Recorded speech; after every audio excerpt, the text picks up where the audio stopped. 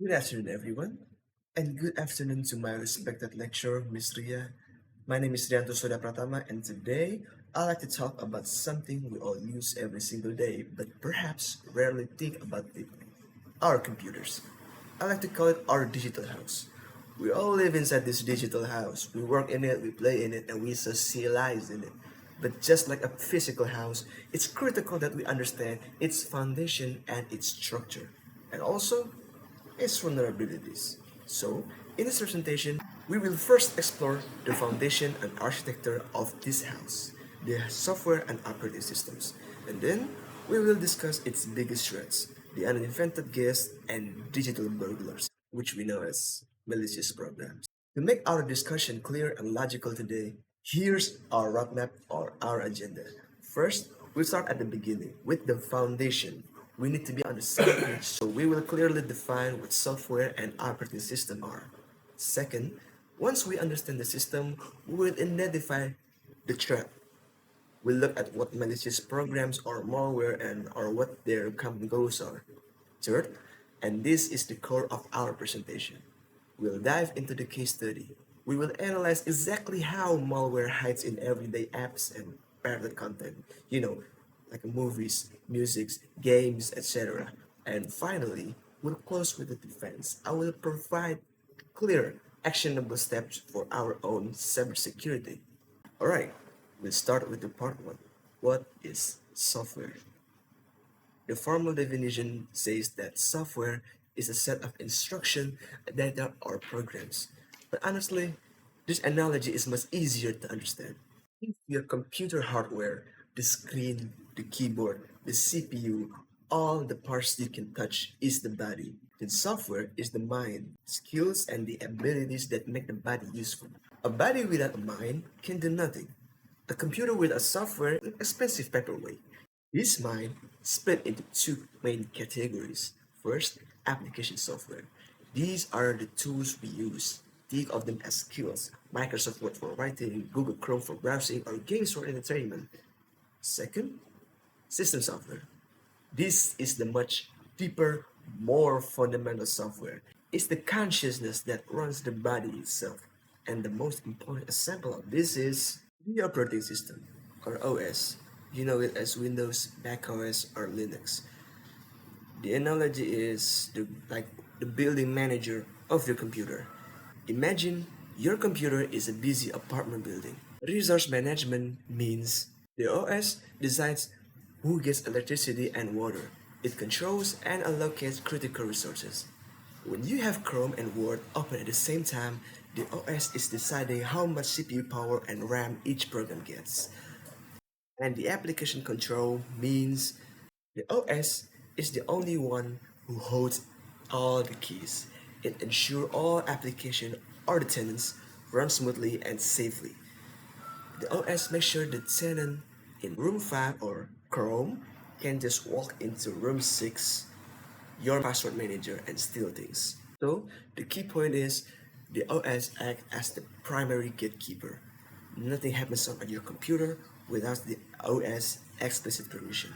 This is part 2, malicious programs, or as we commonly call it, malware. By definition, this is any software intentionally designed to cause disruption or gain unauthorized access. What do they want? Their goals are usually simple: data theft, stealing your personal credential, your bank details, or your social media's passwords. Ransomware? This is digital kidnapping. It locks up all your photos and documents, then demands a ransom payment to get them back. And then, adware and spyware. This is less aggressive but still dangerous.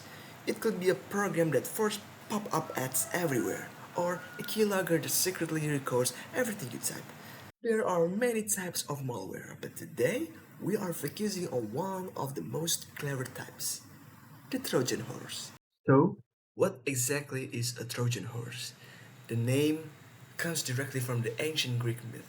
The Greeks couldn't break through the walls of Troy, so they built a giant wooden horse as a gift. The Trojans, thinking they had won, voluntarily pulled the gift inside their city walls. That night, soldiers hiding inside the horse came out and conquered the city. This is exactly how this malware works. It masquerades all legitimate software. It doesn't hack its way in. It relies on social engineering. It tricks you. The execution is the key. You are the one who executes the malicious code. You voluntarily download that free program or game patch and click install or run. You are the one who brings the horse inside the gates, thereby granting it access.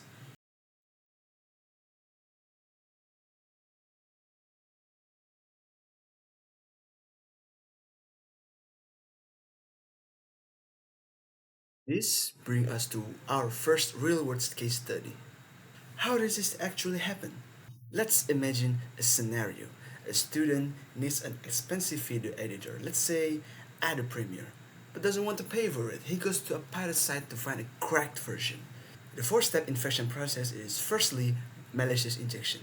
The attacker first download the real installer from Adobe. Then they use hacking tools to unpack that installer and inject their hidden malware or their payload into the installer. And then distributing it unofficially. They repackage it is new infected installer and upload it to a file sharing site calling it Premiere Pro 2024 full crack free and then continues to user grants access. This is the fatal moment. You download and run the file. Your operating system or the building manager pops up and asks, do you want to allow this app to make changes to your device?